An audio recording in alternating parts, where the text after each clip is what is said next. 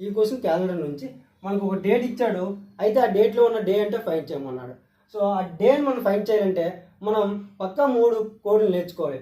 1 day code, 2 year code, 3 monthly code. So మనకి day అనేది సండేతో start అయితే ఎండింగ్ అనేది సాటర్డే అవుతుంది. సో సండే మనం 0గా తీసుకుంటే సండే తర్వాత మండే అలా వరుసగా వస్తాయి కాబట్టి సండేని 0, తర్వాత 1, 2, 3, 4, 5, 6, సాటర్డే అనేది 6 వస్తుంది. అలా వరుస డేట్లు ఉంటాయి కాబట్టి 6 వరకు ఉంటాయి. ఇది ఇయర్ కోడ్. దీన్ని బేస్ కోడ్గా తీసుకుంటాం 0642ని. 1500లో ఏ ఇయర్ వచ్చినా కూడా ఆ ఇయర్లో కోడ్ని 0గా తీసుకుంటాం. 1600లో ఏ ఇయర్ వచ్చినా కూడా దాన్ని 6గా బేస్ ఫామ్ తీసుకుంటాం.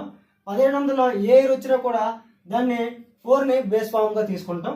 1800లో ఏ ఇయర్ వచ్చినా కూడా 2ని బేస్ ఫామ్గా తీసుకుంటాం. ఈ 0642 అనేది అలా రిపీట్ అవుతుంది. సో 1900 వచ్చేపాటికి ఈ 0 వస్తుంది, 2000 వచ్చేపాటికి 6 వస్తుంది. ఇది ఇయర్ కోడ్. మంత్ కోడ్ వచ్చేపాటికి 12 మంత్స్ ఉంటాయి కాబట్టి 033 614 625 035 ఇలా డివైడ్ చేస్తూ సపరేట్గా చేసుకుంటే మనం సింపుల్గా గుర్తుపెట్టుకోవచ్చు. 033 614 625 035.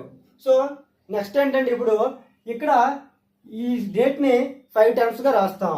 ఫస్ట్ టర్మ్ ఏంటంటే ఈ డేట్ని యాజ్ టీజ్గా రాస్తాం 24 ప్లస్ ఈ 3 అంటే మార్చ్ కాబట్టి మార్చ్ కోడ్ ఏంటి మనకి 3 అంటే +3 ప్లస్ ఈ ఇయర్ కోడ్ని 3 టర్మ్స్గా రాస్తాం.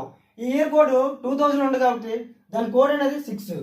సో 6 ప్లస్ లాస్ట్ 2 డిజిట్స్ని 4తో డివైడ్ చేసి ఎగ్జాక్ట్గా వచ్చిన వాల్యూని అక్కడ వేస్తాం. సో 26/4 అంటే ఎగ్జాక్ట్గా మనకి 6 టైమ్స్ పోతుంది కాబట్టి ఇక్కడ 6 వేస్తాం.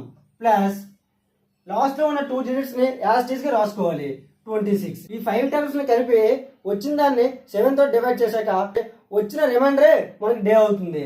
సో 24 + 3 27, 27 + 12 39, 39 + 26 అనేది 65 అవుతుంది. సో 65/7 అంటే ఇది ఎగ్జాక్ట్గా 9 టైమ్స్ పోగా ఇంకా మనకి రిమైండర్ అనేది 2 ఉంటుంది.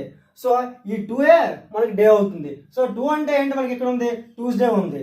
సో ఈ డేట్ అనేది మనకి ట్యూస్డే అవుతుంది.